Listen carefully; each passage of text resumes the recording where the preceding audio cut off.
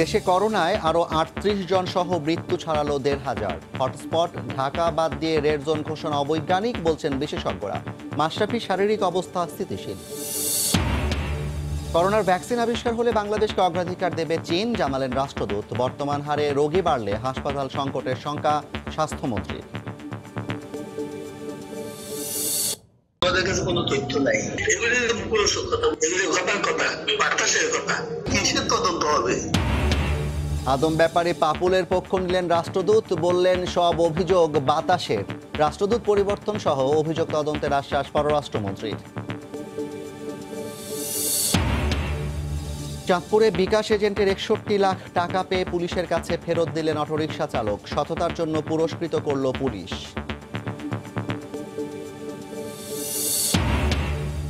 এবং সরবরাহ স্বাভাবিক থাকলেও অস্থির চালের বাজার। দাম লাফিয়ে বাড়লেও কমছে ধীর গতিতে। উত্তরাঞ্চলের মিল ও মোকাম মালিকদের কারসাজির অভিযোগ ব্যবসায়ীদের।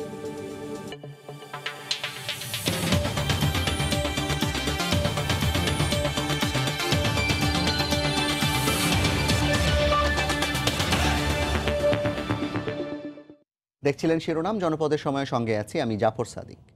দেশে ২৪ ঘন্টায় কোভিড-১৯-এ মারা গেছেন ৩৮ জন। ১৫,৫০০ নমুনা পরীক্ষায় নতুন করে আক্রান্ত হয়েছেন ৩,৪৮০ জন। ব্যাপক হারে সংক্রমিত হওয়ার পাশাপাশি স্বাস্থ্য অধিদপ্তরের নিয়মিত স্বাস্থ্য বুলেটিনে জানানো হয়, শনাক্ত বিবেচনায় সুস্থতার হার এখন ৪০.৩৮%। বয়স্কদের জন্য মৃত্যু ঝুঁকি বেশি বলেও ফের সতর্ক করেছে স্বাস্থ্য অধিদপ্তর। প্রাণঘাতী করোনা ভাইরাসের ভয়াবহতায় লাগামহীন আগ্রাসনে ভুগছে মানুষ। বৈশ্বিক এই অসুখের ঊর্ধ্বমুখী তাণ্ডবে সর্বত্রই যেন মৃত্যু ভয় আর অজানা শঙ্কা এখন ছায়াসঙ্গী বাংলাদেশের। দেশে করোনা সংক্রান্ত সবশেষ তথ্যের বুলেটিনেও উঠে আসে ক্রমাগতই পরিস্থিতির অবনতি ঘটছে। সংক্রমণের ঊর্ধ্বগতির ধারায় লাগাম টানা যাচ্ছে না কিছুতেই, তবে চেষ্টা চলছে টেস্ট সক্ষমতা বাড়ানোর। ঢাকা বিশ্ববিদ্যালয়ের পরীক্ষাগারটি কার্যক্রম পুনরায় শুরু হবে এবং তাহলে আমাদের পরীক্ষাগার দাঁড়াবে ৬৩টি। নতুন করে ৩,৪৮০ জনের দেহে কোভিড-১৯-এর অস্তিত্ব মিলেছে দাবি করে বুলেটিনে জানানো হয়, সংক্রমিতের হার এখন ২২.৩৭%। ২৪ ঘন্টা মৃত্যুবরণ করেছেন ৩৮ জন এবং এ পর্যন্ত ১,৫০২ জন। শনাক্ত বিবেচনায় মৃত্যুর হার ১.৩০%। ২৪ ঘন্টায় মারা যাওয়া ৩৮ জনের মধ্যে সর্বোচ্চ ১৬ জন ছিলেন ৫১ থেকে ৬০ বছর বয়সী। বিভাগ বিভাজনেও ঢাকায় রয়েছে সর্বোচ্চ ঝুঁকিতে। ঢাকা বিভাগে ১৫ জন, চট্টগ্রাম বিভাগে ১২ জন, রাজশাহী, খুলনা এবং ময়মনসিংহ প্রত্যেক বিভাগে ২ জন, বরিশাল বিভাগে ৪ জন, সিলেট বিভাগে ১ জন। মহামারী মোকাবেলায় স্বাস্থ্যবিধি মেনে চলার অনুরোধের পাশাপাশি বাড়ির বয়োবৃদ্ধদের প্রতি বিশেষ নজর দেওয়ার আহ্বান জানায় স্বাস্থ্য অধিদপ্তর। মৃত্যুর হার পর্যালোচনায় দেখা যায় যে ৬০ ঊর্ধ্ব মানুষের মৃত্যুর হার বেশি এবং তাদের মৃত্যু ঝুঁকি বেশি। দেবাশিস রায়, সময় সংবাদ, ঢাকা। স্বাস্থ্য অধিদপ্তরের বুলেটিন বিশ্লেষণ করেছেন রিপোর্টার ফারুক ভূঁইয়া রবিন। শুরুতে আমরা সবশেষ হালনাগাদ তথ্যের নিরিখে বাংলাদেশের কোভিড-১৯ সার্বিক পরিস্থিতি বিশ্লেষণে যাব। গত ২৪ ঘন্টায় দেশে মোট নমুনা পরীক্ষা করা হয়েছে ১৫,৫৫৫ জনের, যাতে কোভিড-১৯-এ শনাক্ত হয়েছেন ৩,৪৮০ জন। আর গত ২৪ ঘন্টায় মারা গিয়েছেন ৩৮ জন। এ নিয়ে বাংলাদেশে মোট মৃতের সংখ্যা দাঁড়িয়েছে ১,৫০২ জন। গত ৭ দিনে ২ দিন বাদে বাকি ৫ দিনই কিন্তু ৩,৫০০-এর বেশি আক্রান্ত শনাক্ত হয়েছেন এবং একদিন ৪,০০০-এর বেশি আক্রান্ত শনাক্ত হয়েছিলেন। এই যাবৎকালের বাংলাদেশের যে আক্রান্ত শনাক্তের যে চিত্র, সেদিকে একটু নজর দিতে চাই। ৮ জুন এসে মোট আক্রান্ত শনাক্ত দাঁড়িয়েছিল ৬৮,৫০৪ জন। ৮ জুন থেকে আজকে যে ২২ জুন, এই সময়ের মধ্যে নতুন করে আরো ৪৭,২৮২ জন যোগ হয়ে মোট আক্রান্ত শনাক্ত বাংলাদেশে এখন দাঁড়িয়েছে ১,১৫,৭৮৬ জন। বিভিন্ন সূচকে বাংলাদেশের একটু বৈশ্বিক অবস্থান, সেদিকে একটু নজর দিতে চাই। বাংলাদেশ মোট আক্রান্ত শনাক্তের তালিকায় বাংলাদেশ ১৭তম অবস্থানে রয়েছে, মোট মৃত্যুর দিক থেকে রয়েছে ৩০তম অবস্থানে, আর সুস্থ হওয়ার দিক থেকে রয়েছে ১৯তম অবস্থানে। আর মোট পরীক্ষার তালিকায় বিশ্বের মধ্যে রয়েছে ৩২তম অবস্থানে। কিন্তু জনসংখ্যা অনুপাতে যদি পরীক্ষার নিরিখে বাংলাদেশের অবস্থান ১৪৭তম প্রতি ১০ লাখ মানুষের মধ্যে। বিপরীতে বাংলাদেশে মোট পরীক্ষা হচ্ছে ৩,৮৩১ জনে। স্বাস্থ্য অধিদপ্তরের বুলেটিনে বরাবরের মতন আজকেও কিন্তু স্বাস্থ্যবিধি মেনে চলার পরামর্শ দেওয়া হয়েছে। মাস্ক ব্যবহারের উপর গুরুত্ব আরোপ করা হয়েছে। বেশি বেশি হাত ধোয়া এবং নিরাপদ শারীরিক দূরত্ব বজায় রাখার মাধ্যমে সম্ভব কোভিড-১৯ সংক্রমণের যে ঊর্ধ্বমুখী ধারা রয়েছে সেগুলোকে রুখে দেওয়া। করোনা আক্রান্তের হার এভাবে বাড়তে থাকলে ভবিষ্যতে হাসপাতাল সংকটের আশঙ্কা করছেন স্বাস্থ্যমন্ত্রী। দুপুরে হযরত শাহজালাল আন্তর্জাতিক বিমানবন্দরে চীনের বিশেষজ্ঞ দলকে বিদায় জানাতে গিয়ে তিনি একথা বলেন। এদিকে মন্ত্রীর অনুরোধের প্রেক্ষিতে চীনা রাষ্ট্রদূত জানিয়েছেন, ভ্যাকসিন আবিষ্কার হলে অগ্রাধিকার ভিত্তিতে বাংলাদেশকে পাশে রাখবে চীন। 14 দিনের সফর শেষে দেশে ফেরার আগে রোববার কূটনীতি বিষয়ক রিপোর্টারদের অনলাইন ব্রিফিং করে চীনের চিকিৎসক দল। সেখানে করোনা ভাইরাস প্রতিরোধে বাংলাদেশের মানুষের সচেতনতা নিয়ে হতাশা জানান তারা। তবে বিষয়টি গণমাধ্যমে ভুলভাবে এসেছে বলে দাবি তাদের। উল্টো বাংলাদেশের স্বাস্থ্যকর্মীদের প্রশংসা করল চীনের চিকিৎসক দল। বাংলাদেশের গণমাধ্যমে কোভিড পরিস্থিতি নিয়ে চীনা প্রতিনিধি দলের বক্তব্য ভুলভাবে উপস্থাপিত হয়েছে। সীমিত সামর্থ্য নিয়ে বাংলাদেশের স্বাস্থ্যকর্মীরা ভালোভাবেই কোভিড পরিস্থিতি মোকাবেলা করছে।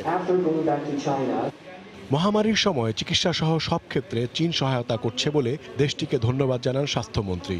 ভ্যাকসিন আসার সঙ্গে সঙ্গে অগ্রাধিকারের ভিত্তিতে বাংলাদেশকে দেওয়ার জন্য অনুরোধ করেন তিনি। চায়না ভ্যাকসিন তৈরি করছে এবং কিছু সময় লাগবে। যখনই কার্যকরী ভ্যাকসিন তৈরি হবে, বাংলাদেশকে যেন অগ্রাধিকারে সেই ভ্যাকসিন দেওয়া হয় এই বিষয়ে আমরা তাদেরকে বলেছি, আমরা অনুরোধ করেছি। সুরক্ষা সামগ্রী সহ নানা বিষয়ে বাংলাদেশকে সহায়তা দেয়া চীন ভ্যাকসিন নিয়েও পাশে থাকার আশ্বাস দেয়। চীন বাংলাদেশের পরীক্ষিত বন্ধু। করোনা মোকাবিলায় বাংলাদেশ চীনের পাশে ছিল, চীন ভ্যাকসিন নিয়েও বাংলাদেশের পাশে থাকবে। এদিকে করোনা পরীক্ষায় কিটের সংকট হবে না বলে আশ্বস্ত করেছেন স্বাস্থ্যমন্ত্রী। তবে বর্তমান হারে রোগী বাড়তে থাকলে হাসপাতালে চিকিৎসা সংকট তৈরি হওয়ার উদ্বেগ প্রকাশ করেছেন তিনি। ওমর ফারুক, সময় সংবাদ, ঢাকা। শনাক্তের ১০০তম দিন পেরিয়ে যখন সংক্রমণের চূড়া খুঁজছে বাংলাদেশ, ঠিক তখনই সমন্বয়হীনতার নতুন চিত্র। সারা দেশে সংক্রমণ বিবেচনায় গতকাল মধ্যরাতে 10 জেলার 27টি অঞ্চল রেড জোন ঘোষণা দিয়ে সাধারণ ছুটির প্রজ্ঞাপন দেয় জনপ্রশাসন মন্ত্রণালয়। কিন্তু সেখানে নেই করোনা সংক্রমণের কেন্দ্র ঢাকা। এদিকে প্রজ্ঞাপন জারির কয়েক ঘন্টা আগে সময় সংবাদকে স্বাস্থ্য অধিদপ্তরের মহাপরিচালক জানান, লকডাউন বা রেড জোনে সাধারণ ছুটি নয়, বরং বিশেষ এলাকায় গুরুত্ব দেওয়া হবে ট্রেসিং আর টেস্টিংয়ে। রাশেদ লিমনের রিপোর্ট। জোন ভিত্তিক বিভাজন আর লকডাউন নিয়ে জলঘোলা কম হয়নি। গত সপ্তাহে জোন ভিত্তিক এলাকার নাম দিলেও তা ফিরিয়ে নেয় অধিদপ্তর। আবার লাল, সবুজ, হলুদ জোনে কি করণীয় তা জানানোর 2 সপ্তাহ পরে চট্টগ্রাম, বগুড়া, মৌলভীবাজার, নারায়ণগঞ্জ সহ 10 জেলার 27টি এলাকা রেড জোন হিসেবে চিহ্নিত করে সাধারণ ছুটি ঘোষণা করে প্রজ্ঞাপন দেয় জনপ্রশাসন মন্ত্রণালয়। অথচ সেই লাল তালিকায় ঠাঁই হয়নি দেশের সংক্রমণে শীর্ষ থাকা ঢাকার। এটা আসলে আমাকে যদি বলেন যে আপনি বিজ্ঞান সম্পর্কে যা বুঝেন এটা দিয়ে এক্সপ্লেইন করেন, আমি কিন্তু এক্সপ্লেইন করতে পারবো না। এটা কোনো ভিত্তি হতে পারে না। এদিকে প্রজ্ঞাপন প্রকাশের কয়েক ঘন্টা আগে সময় সংবাদকে স্বাস্থ্য অধিদপ্তরের মহাপরিচালক জানিয়েছিলেন, এমন অবস্থায় লকডাউন ধারণা থেকে সরে আসছে বাংলাদেশ। তার কথা মতো নতুন পরিকল্পনায় রেড জোনে সবকিছুই খোলা থাকবে, তবে তা স্বাস্থ্যবিধি মেনে। এখন লকডাউন নাই, জোনিং সিস্টেম হবে। আমরা চাই যে এই অর্থনৈতিক কর্মকাণ্ড, সামাজিক জীবনযাত্রা যতটা সম্ভব রক্ষা করে তাহলে এটাকে বাস্তবায়ন করা। দফায় দফায় সিদ্ধান্ত বদল আর সমন্বয়হীনতা দেশের করোনা পরিস্থিতিকে আরো বিপর্যয়ের দিকে ফেলে দিচ্ছে বলে মনে করেন বিশেষজ্ঞরা। এটা সম্ভবত একটা সমন্বয়ের অভাব এবং নেতৃত্বের একটা অভাব পরিলক্ষিত হচ্ছে। আমরা শুধু শঙ্কিত হচ্ছি যে সমন্বয়হীনতা দেখে। সকালে একরকম, বিকেলে একরকম, সন্ধ্যা একরকম, রাতে একরকম, এই সিদ্ধান্তগুলো আমাদেরকে চূড়ান্ত খারাপ পরিণতির দিকে নিয়ে যাচ্ছে। পাশাপাশি অ্যান্টিজেন টেস্টের বিষয়ে তাগিদ দিচ্ছেন বিশেষজ্ঞরা। রাশেদ লিমন, সময় সংবাদ, ঢাকা। নিত্য প্রয়োজনীয় খাদ্য সামগ্রী, পর্যাপ্ত চিকিৎসা সেবা বা অ্যাম্বুলেন্স সার্ভিস কোনোটাই পাওয়া যাচ্ছে না বলে অভিযোগ চট্টগ্রামের প্রথম লকডাউন করা এলাকা উত্তর কাট্টলীর বাসিন্দাদের। তাই বাধ্য হয়ে ঘর থেকে বের হচ্ছেন বলে দাবি তাদের। তবে সিটি মেয়রের দাবি, অভিযোগগুলো উদ্দেশ্যমূলক। আর সিভিল সার্জন বলছেন, সিটি কর্পোরেশনের পক্ষ থেকে জনসাধারণ পর্যাপ্ত সেবা না পেলে লকডাউন সফল হবে না। নূরজামাল আতিকের ক্যামেরায় বিস্তারিত জানাচ্ছেন পার্থপ্রতিম বিশ্বাস। গত বৃহস্পতিবার রাতে লকডাউন চলাকালীন অবস্থায় উত্তর কাট্টলী এলাকার বাসিন্দা গণমাধ্যম কর্মী জুয়েল শিলের বোনের প্রসব বেদনা শুরু হয়। এই সময় দ্রুত কন্ট্রোল রুমের হেল্পলাইনে অ্যাম্বুলেন্স সার্ভিসের জন্য ফোন দেওয়া হয়, কিন্তু কোনো ধরনের সেবা পাওয়া যায়নি। পরে রেড ক্রিসেন্টের অ্যাম্বুলেন্স ডেকে হাসপাতালে ভর্তি করানো হয় প্রসূতি মাকে। উনি বলতেছে ঠিক আছে, দেখি আপনার জন্য আমরা অ্যাম্বুলেন্স ব্যবস্থা করতে পারি কিনা। কিন্তু প্রায় 30 মিনিট হয়ে গেল আমাদের ওইখান থেকে কোনো কল আসে নাই। তৎক্ষণাৎ আমি কি করলাম, অন্য জায়গায় ফোন দিয়ে আমার একটা অ্যাম্বুলেন্স আনতে হয়েছে। করোনার বিস্তার রোধে নগরীর 10টি রেড জোন ওয়ার্ডের মধ্যে প্রথম লকডাউন করা হয় উত্তর কাট্টলী ওয়ার্ডটিকে। লকডাউন চলাকালীন স্বেচ্ছাসেবকদের মাধ্যমে নিত্য প্রয়োজনীয় খাদ্য সামগ্রী, চিকিৎসা সেবা সহ আনুষঙ্গিক সুযোগ সুবিধা পাওয়ার কথা থাকলেও কিছুই পাওয়া হচ্ছে না বলে অভিযোগ কাট্টলীবাসীর। তাই ঘর থেকে বাধ্য হয়েই বের হতে হচ্ছে বলে জানান এলাকাবাসী। আমাদেরকে কেন রেড জোন দিয়ে ঘরবন্দি করে রাখছে? আমাদেরকে খাবার দিচ্ছে, একটু সবজি পর্যন্ত দেয় নাই। যে সেবাগুলো দেওয়ার কথা ছিল আমাদেরকে, ওই ধরনের কিছু আমরা পাইতেছি না। আমরা ফেডের কারণে হয়তো বাইরে যেতে হবে। মানুষকে নিত্য প্রয়োজনীয় পণ্য ও স্বাস্থ্যসেবা দিয়ে সাহায্য করা না গেলে লকডাউন সফল হবে না বলে মনে করেন সিভিল সার্জন। স্বাস্থ্যবিধিটা অবশ্যই মেনে চলতে হবে। যারা দরিদ্র মানুষ আছে, নিত্য চাহিদা এগুলো কিন্তু আমাদের নিশ্চিত করতে হবে, না হলে লকডাউন তো সফল হবে না। তবে সিটি মেয়রের দাবি, অভিযোগগুলো ভিত্তিহীন ও উদ্দেশ্যমূলক। এখানে অনেকে উদ্দেশ্য প্রণোদিতভাবে বলতে পারে, অবহিত করেছিল কিনা, করার পরে উনি রেসপন্স পায়নি, তাহলে ওইটা হলো যে আমাদের ব্যর্থতা হিসাবে তো আর চিহ্নিত করা যাবে। গত 16 জুন থেকে লকডাউন শুরু হয় উত্তর কাট্টলী ওয়ার্ডে। লকডাউন চলাকালীন অবস্থায় পরিপূর্ণ সেবা নিশ্চিত করা না গেলে সেক্ষেত্রে লকডাউনের পূর্ণ সফলতা কোনোভাবেই নিশ্চিত করা সম্ভব হবে না বলে মনে করেন সংশ্লিষ্টরা। চট্টগ্রামের উত্তর কাট্টলী এলাকা থেকে পার্থপ্রতিম বিশ্বাস, সময় সংবাদ। ভালো আছেন মাশরাফি বিন মুর্তজা। তার শারীরিক অবস্থা স্থিতিশীল। নিজের ভেরিফাইড ফেসবুক পেজে নিজেই কথা জানিয়েছেন ম্যাশ। তবে সামান্য শ্বাসকষ্ট থাকায় রেগুলার চেক আপের জন্য তাকে নেওয়া হতে পারে হাসপাতালে। সেখানে একটি এক্সরে করার কথাও রয়েছে বাংলাদেশ জাতীয় দলের সাবেক এই অধিনায়কের। করোনায় আক্রান্ত মাশরাফি এ নিয়ে একটা অজানা আতঙ্ক গ্রাস করে প্রতিনিয়ত। ভয়ে গা শিউরে উঠে অপয়া কোনো কিছুর শঙ্কায়। মনের অজান্তেই সৃষ্টিকর্তার কাছে প্রার্থনা চলে যায় লক্ষ কোটি ভক্তের, দ্রুতই স্বাভাবিক জীবনে ফিরুক টাইগার ক্রিকেটের বরপুত্র। হাঁটুর 7টি সার্জারিও ম্যাশকে দমাতে পারেনি 22 গজ থেকে। বজ্রকঠিন মনোবলে সকল প্রতিবন্ধকতা ঠেলে তিনি ফিরেছেন ভোরের সূর্য হয়ে। তবে আলোকোজ্জ্বল ঝলমলে আকাশে হঠাৎই মেঘের আনাগোনা। ভালো নেই প্রিয় কাপ্তান, এমন গুঞ্জন ঢেকে দিতে চায় সোনালী রোদ্দুর। অ্যাজমা থাকায় মাশরাফির দমযন্ত্র কেমন কাজ করছে মূলত এটা জানার জন্যই হাসপাতাল ভাবনা। প্রধানমন্ত্রী শেখ হাসিনার ব্যক্তিগত চিকিৎসকের পরামর্শে চলছে তার চিকিৎসা। তিনি আশ্বস্ত করেছেন ভালো আছেন টাইগার ক্রিকেটের সফলতম অধিনায়ক, তাই একটি এক্সরেই আপাতত যথেষ্ট।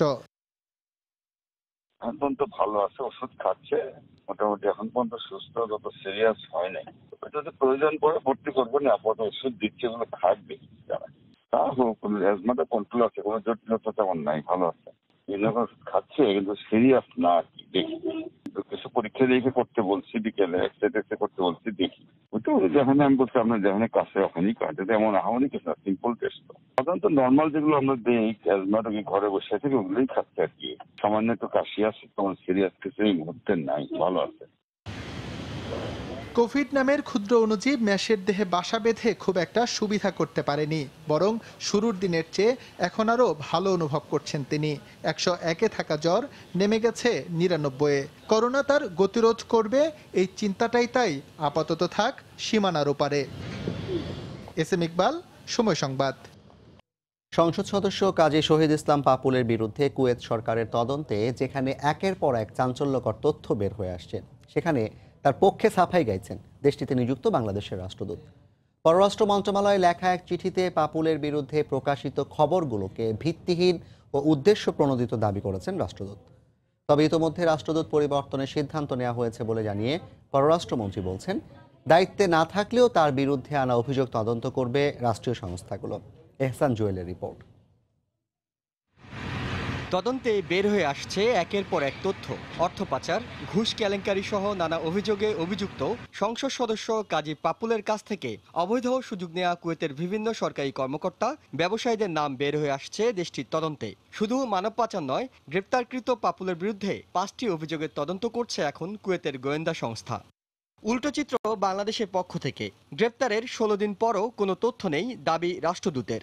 অথচ সময় সংবাদের হাতে আসা একটি চিঠিতে দেখা যায় গত ফেব্রুয়ারি মাসে পররাষ্ট্র প্রতিমন্ত্রীর কাছে রাষ্ট্রদূতের পাঠানো চিঠিতে দাবি করা হয়েছে পাপুলের বিরুদ্ধে আনা অভিযোগগুলো মিথ্যে। কুয়েতের আল কাবাস পত্রিকার সাংবাদিককে দূতাবাসের পক্ষ থেকে জিজ্ঞাসাবাদ করার কথা বলা হয় এই চিঠিতে। একই সঙ্গে কুয়েতের general department of criminal evidence থেকে পাপুলকে গুড কন্ট্যাক্ট সার্টিফিকেট এবং নন কনভিক্টেড মর্মে উল্লেখ করার কথাও বলা হয়। এই চিঠিতে মোট ৩ বার সব অভিযোগ মিথ্যে বলে দাবি করেন রাষ্ট্রদূত। সময় সংবাদের কাছেও তিনি অভিযোগগুলো বাতাসের বলে দাবি করেন। আমাদের কাছে কোনো তথ্য নাই, এগুলি কথা, এগুলি ঘটার কথা, বাতাসের কথা, কিসের তদন্ত হবে? চিঠির বিষয়ে অবগত নন জানিয়ে পররাষ্ট্রমন্ত্রী বলছেন রাষ্ট্রদূতের বিরুদ্ধে অভিযোগগুলো তদন্তের আওতায় আনা হবে। পররাষ্ট্র প্রতিমন্ত্রীকে ওদের দিয়েছিলেন, এটা হয়তো ব্যক্তিগত চিঠি, ওইটা আমি জানি না। অবশ্যই বড় অ্যাকশন হবে। আমরা ইতিমধ্যে নতুন রাষ্ট্রদূত ওখানে গিয়ে যাবেন সেটা নির্ধারণ করেছি। বর্তমান বাদ হইলেও যদি দেখা যায় যে এগুলোর সাথে সম্পৃক্ততা আছে, সরকারের বিভিন্ন প্রতিষ্ঠান আছে, they will take care of it. কুয়েতের গণমাধ্যমের সবশেষ খবরে বলা হচ্ছে পাপুলের কাছ থেকে ২৮ কোটি টাকা ঘুষ নেওয়ার অভিযোগে দেশটির পুলিশ আরও ২ ব্যক্তিকে খুঁজছে। এহসান জুয়েল, সময় সংবাদ, ঢাকা। চাঁদপুরে বিকাশ এজেন্টের ৬১ লাখ টাকা পেয়ে পুলিশের কাছে ফেরত দিল এক অটোরিকশা চালক সজীব। প্রাথমিক জিজ্ঞাসাবাদের পর সজীবকে শুধু ছেড়েই দেয়নি পুলিশ, বরং সততার প্রতিদান হিসেবে ৫,০০০ টাকা পুরস্কার দেওয়া হয়েছে। এদিকে হারানো এতগুলো টাকা ফেরত পেয়ে সজীবকে ৫০,০০০ টাকা পুরস্কার দেওয়ার ঘোষণা দিয়েছেন বিকাশ এজেন্ট। ফারুক আহমেদের তথ্য ও ছবি নিয়ে রিপোর্ট।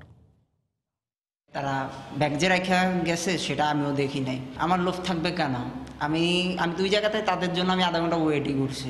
ব্যাগ ভর্তি ৬১ লাখ টাকা, তারপরেও লোভের বশবর্তী না হয়ে পুরো টাকাটাই ফেরত দিয়ে সততার অনন্য উদাহরণ গড়লেন চাঁদপুরের অটোরিকশা চালক সজীব। চাঁদপুরের চোর পুকুরপাড় এলাকায় এই অটোরিকশায় টাকার ব্যাগটি ভুল করে ফেলে যান বিকাশ এজেন্টের কর্মচারী মাসুদ। প্রায় আধা ঘন্টা সেই টাকা নিয়ে অপেক্ষা করেন অটোরিকশার চালক সজীব, কিন্তু টাকা নিতে কেউ ফিরে না আসায় একসময় চলে যান তিনি। পুলিশ জানায় রোববার সকালে শহরের পৌরসভা কার্যালয়ের পাশের ইউসিবিএল ব্যাংক থেকে বিকাশ এজেন্ট জুয়েলের কর্মচারী মাসুদ ৬১ লাখ টাকা তোলেন। পরে ব্যাটারি চালিত অটোরিকশায় টাকা ভর্তি ব্যাগটি ফেলে শহরের জোর পুকুরপাড় এলাকায় নেমে যান। যখনই টাকার কথা মনে পড়ে খোঁজাখুঁজি শুরু করেন জুয়েল ও মাসুদ। পরে সদর মডেল থানায় বিষয়টি জানালে সিসি ক্যামেরার ফুটেজ দেখে শহরের বিভিন্ন স্থানে অভিযান শুরু করে পুলিশ। এদিকে স্থানীয় এক ব্যক্তির মাধ্যমে অটোরিকশা চালক সজীব টাকা হারানোর বিষয়টি জানতে পারেন। পরে টাকা ভর্তি ব্যাগটি পুলিশের কাছে ফেরত দেন তিনি। হয়তো এই টাকাটা নিয়ে আরো অনেক চক্র এটার সাথে যদি মিলে যেত তাহলে তো আর এটাকে উদ্ধার করা আমাদের জন্য কঠিন হয়ে যেত। অটোরিকশা চালকের সততায় মুগ্ধ আইন শৃঙ্খলা বাহিনী ও বিকাশ এজেন্ট জুয়েল। ডিবির ওনাদেরকেও খুব সকাল থেকে তৎপরতার সাথে, যখনই আমার টাকাটা মিস হইলো সকালবেলা, ওনারা সাথে সাথে খবর পাওয়ার সাথে সাথে চলে যায় স্থানে যেখান থেকে টাকাটা মিস হয়েছে। সততার পরিচয় দেয় অটোরিকশা চালক সজীবকে পুলিশ সুপার নিজের পক্ষ থেকে ৫,০০০ টাকা পুরস্কার দেন। সময় সংবাদ, চাঁদপুর। করোনার এই দুঃসময়ে বাম্পার ফলনের পাশাপাশি সরবরাহ স্বাভাবিক রয়েছে ধান ও চালের, কিন্তু তারপরও উত্তরাঞ্চলের মিল এবং মোকাম মালিকদের কারসাজিতে স্থিরতা ফিরছে না চালের বাজারে, এমন অভিযোগ ব্যবসায়ীদের। ভরা এই মৌসুমে চালের দাম চট্টগ্রামে কেজিতে কমেছে মাত্র ১ টাকা, অথচ ধানের দাম বাড়ার অজুহাতে গত মাসেই চালের দাম বাড়ানো হয়েছে ৫ থেকে ৬ টাকা পর্যন্ত। শাখাওয়াত ত্রিপুর ক্যামেরায় বিস্তারিত জানাচ্ছেন কমল দে। নানা সীমাবদ্ধতা সত্ত্বেও এবার বড় মৌসুমে ধানের বাম্পার ফলন হয়েছে। করোনার কারণে শ্রমিক সংকটের কথা বলা হলো, তেমন কোনো ক্ষতি ছাড়াই ফসল পৌঁছেছে গুদামে। কৃষকের মাঠের ধান এখন চাল হয়ে বাজারে, কিন্তু চালের দাম নিয়ে দিনাজপুর, রাজশাহী, চাঁপাইনবাবগঞ্জ, নওগাঁ, কুষ্টিয়া, আশুগঞ্জের মিল ও মোকাম মালিকেরা কারসাজি বলে অভিযোগ সাধারণ ব্যবসায়ীদের। যারা মিল মালিক আছে এরা মনে করেন ধানের দাম বেশি, এরা চালের দাম ভাড়ায়, আমরা ভাড়ায় বিক্রি করতে হচ্ছে। বাইরে থেকে যে রেটটা দেওয়া হয় আমি সেই রেটে মাল আনতে হয়। পাইকারি পর্যায়ে সাধারণ মানের বেতি আতপ এবং পাইজামা আতপ 50 কেজির বস্তা 2100 টাকা, মিনিকেট আতপ 2200 টাকা, চিনিগুড়া 4700 টাকা, মিনিকেট সিদ্ধ এবং পারিজা সিদ্ধ 2200 টাকা, নারিশা সিদ্ধ 2300 টাকা ধরে বিক্রি হচ্ছে। প্রতিটিতে 13 মেট্রিক টন করে দেশের উত্তরাঞ্চল থেকে প্রতিদিন 40 থেকে 50 ট্রাক চাল ঢুকছে চট্টগ্রামের চাকতাই খাতুনগঞ্জ এলাকায়, যার পরিমাণ প্রায় 700 মেট্রিক টন। এখানে কোনো কৌশল করা না হলেও মিল মালিক এবং মোকাম মালিকরা কৌশল করে প্রতি বস্তায় চালের দাম 100 থেকে 200 টাকা বাড়াচ্ছে বলে অভিযোগ করছেন এখানকার ব্যবসায়ীরা। সংকট না থাকা সত্ত্বেও গত মাসে এসব চাল প্রতি বস্তায় 300 থেকে 500 টাকা পর্যন্ত বাড়ানো হয়েছে। আর দর হলে বাজার বাড়াই দিতেছে, এখন 2 গাড়ি কম আসছে, এখন 100 টাকা বাড়া। এই অবস্থায় চালের দাম নিয়ন্ত্রণে রাখতে নগরী চাকতাই এবং তার আশপাশের এলাকার গুদামগুলিতে তদারকি শুরু করেছেন জেলা প্রশাসনের ভ্রাম্যমাণ আদালত। আমি আশা করি যে ওইখানে জেলা প্রশাসন আছে, তারা ইনশাল্লাহ আপনার তাদের বিরুদ্ধে ব্যবস্থা নেবে আর কি। বন্দরনগরীতে চালের গুদাম রয়েছে অন্তত 300, এর মধ্যে কমিশন এজেন্ট 100-র বেশি। কমল দে, সময় সংবাদ, চট্টগ্রাম। তিস্তা নদীর ডান তীরকে ঘিরে বন্যা নিয়ন্ত্রণ ব্যবস্থা গড়ে তোলা হলেও তা অপর্যাপ্ত ও পরিচর্যার অভাবে অনেকটাই ভঙ্গুর। অন্যদিকে একেবারে অরক্ষিত বাম তীরের মানুষ, তাই দুপারের মানুষই আতঙ্কে দিন কাটাচ্ছেন। বিস্তারিত জানাচ্ছেন রতন সরকার, ছবি তুলেছেন তারিকুল ইসলাম। ভারী বর্ষণ আর বরফ গলা পাহাড়ি ঢল সামলাতে ব্যারেজের 44টি গেটের সবকটি খুলে দিয়েছে কর্তৃপক্ষ। গত 2 সপ্তাহে রেড অ্যালার্ট সহ নদীর পানির বিপদসীমা অতিক্রমের ধকল সামলাতে হয়েছে লালমনিরহাট, নীলফামারী, কুড়িগ্রাম জেলার তিস্তা তীরের মানুষকে। লালমনি তো বাদের দরকার, নীলফামারী তো বাদের দরকার। নৌকা দেওয়া যায় নাকি? নৌকা দেওয়া যায়, রাস্তাঘাট নাই। অন্যতম বৃহৎ সেচ প্রকল্প তিস্তা ব্যারেজ। নদীর ডান তীরে 4 দশকেরও বেশি সময় ধরে গড়ে তোলা হয়েছে বন্যা নিয়ন্ত্রণ ব্যবস্থা। যদিও পরিচর্যার অভাবে দারুণ ভঙ্গুর আর দুর্বল এসব স্থাপনা। পানির সামান্য চাপেই বিধ্বস্ত হচ্ছে বাঁধ, ডুবছে ফসল ও মানুষের বসতি। কিন্তু নদীর বাম তীর সম্পূর্ণ অরক্ষিত। অতিরিক্ত বন্যার ওটা ভাঙে যায়, উজান ভাটি আমাদের ব্যাপক হারে জমি জায়গা ক্ষতি হয়, বাড়িঘর ক্ষতি হয়। স্থানীয়ভাবে যদি বন্যা ওভার বন্যা হয়, নদী উস্তি যায়, যদি এধার ওধার পানি যায়, তাহলে হয়তো স্থানীয় মানুষের যেটা এফেক্টেড এরিয়ার মধ্যে পড়ে, যেগুলো বাঁধ তাদের বাইরে যেগুলো পড়ে, এগুলোতে পর্যাপ্ত ক্ষতি হয়। অবশ্য তিস্তা পারের মানুষকে বাঁচাতে বেশ কিছু পদক্ষেপ গ্রহণের দাবি করছে পানি উন্নয়ন বোর্ড। কুড়িগ্রামে ওখানে আমরা ইমার্জেন্সি ডিক্লেয়ার করছি, কাজ শুরু করি। আর কুড়িগ্রামের 2টা পয়েন্ট, রংপুরে ফুটাবাড়ি গোয়েন, ওইটা মেরামত করতেছি, এখন মেরামত হয়ে গেছে। এখন নোয়ালি বাঁধ, ডানতির বাঁধটা, ওইটা আমরা মেরামত। পানি বাড়তে শুরু করায় আতঙ্কে আছে করোনাকালে দুর্ভোগে থাকা তিস্তা নদীর 2 পারেরই মানুষ। তবে বাম তীরের মানুষের দাবি, তাদের রক্ষায় বন্যা নিয়ন্ত্রণ ব্যবস্থা গড়ে তোলা হোক। রতন সরকার, সময় সংবাদ, তিস্তা ব্যারেজ, লালমনিরহাট। তিমির বাচ্চার পর এবার কক্সবাজার সমুদ্র সৈকতে মিলেছে বিশাল আকার তিমির মরদেহ। 2 দিনের ব্যবধানে আজ শাহপরীর দ্বীপে একটি তিমির মরদেহ পাওয়া যায়। কী কারণে মারা গেছে তা জানার জন্য ময়নাতদন্ত প্রয়োজন বলে জানান সমুদ্র বিজ্ঞান গবেষকরা। এর আগে শনিবার একই দ্বীপের পশ্চিম পাড়া সৈকতে তিমির বাচ্চার দেখা পাওয়া যায়। বিস্তারিত জানাচ্ছেন সুজাউদ্দিন রুবেল। টেকনাফ শাহপরীর দ্বীপ পশ্চিম পাড়া সৈকত। জোয়ারের পানিতে বেড়িবাঁধের ব্লকের সঙ্গে বারবার ধাক্কা লেগে ভেসে আসছে তিমি। মাঝে মধ্যে ব্লকে লেগে রক্তাক্ত হয়েছে তিমিটি। পরে জেলেদের সহায়তায় সাগরে ফিরে যায় তিমিটি। এরপর সোমবার সকালে টেকনাফ ঘুলারচর পয়েন্টে ভেসে আসে বিশাল আকৃতির আরও একটি মৃত তিমি। গায়ে কোনো আঘাতের চিহ্ন না থাকলেও উপরের অংশে ছিল না চামড়া। আর দীর্ঘ সময় পার হলেও ঘটনাস্থলে সংশ্লিষ্ট প্রশাসনের কেউ আসেনি বলে জানায় স্থানীয়রা। সকালে শাহপদ্বীপ গোলাচ্ছলে এই তিমি মাছটি মরা ভেসে আসছে। এখন পর্যন্ত এখানে কর্তৃপক্ষ কেউ আসেনি, যে কারণে মাছটির থেকে দুর্গন্ধ বের হচ্ছে, পরিবেশ দূষণের সম্ভাবনা দেখা দিচ্ছে। ছবি ও ভিডিও ফুটেজ দেখে টেকনাফ সৈকতে মারা যাওয়া জলজ প্রাণীটি তিমি বলে নিশ্চিত করেছেন সমুদ্র বিজ্ঞানীরা। আর পরিবেশবাদীদের দাবি, সামুদ্রিক বিরল প্রজাতির এসব প্রাণী রক্ষায় সচেতন করা দরকার সবাইকে। সমুদ্র বিজ্ঞানীরা জানান, বঙ্গোপসাগরে 8 প্রজাতির তিমির বিচরণের তথ্য নানা জরিপে উঠে আসে। সুজাউদ্দিন রুবেল, সময় সংবাদ, কক্সবাজার। জানিয়ে দিচ্ছি জনপদের সময় শিরোনামগুলো। দেশে করোনায় আরও 38 জন সহ মৃত্যু ছাড়ালো 1,500। হটস্পট ঢাকা বাদ দিয়ে রেড জোন ঘোষণা অবৈজ্ঞানিক বলছেন বিশেষজ্ঞরা। মাশরাফির শারীরিক অবস্থা স্থিতিশীল। করোনার ভ্যাকসিনে আবিষ্কার হলে বাংলাদেশকে অগ্রাধিকার দেবে চীন, জানালেন রাষ্ট্রদূত। বর্তমান হারে রোগী বাড়লে হাসপাতাল সংকটের সংখ্যা স্বাস্থ্যমন্ত্রী। আমাদের কাছে কোনো তথ্য নাই। এগুলি পুরো কথা, এগুলি ঘটার কথা, বাতাসের কথা, কিসের তদন্ত হবে? আদম ব্যাপারী পাপুলের পক্ষ নিলেন রাষ্ট্রদূত, বললেন সব অভিযোগ বাতাসের। রাষ্ট্রদূত পরিবর্তন সহ অভিযোগ তদন্তের আশ্বাস পররাষ্ট্রমন্ত্রী। চাঁদপুরে বিকাশ এজেন্টের 61 লাখ টাকা পেয়ে পুলিশের কাছে ফেরত দিলেন অটোরিকশা চালক। সততার জন্য পুরস্কৃত করল পুলিশ। এবং সরবরাহ স্বাভাবিক থাকলেও অস্থির চালের বাজার, দাম লাফিয়ে বাড়লেও কমছে ধীর গতিতে। উত্তরাঞ্চলের মিল ও মোকাম মালিকদের কারসাজির অভিযোগ ব্যবসায়ীদের। এই ছিল এখনকার মতো। আপনার মোবাইলে সময় সংবাদ দেখতে ও সব খবর পেতে ডাউনলোড করুন সময় অ্যাপ। সঙ্গে থাকুন সময়।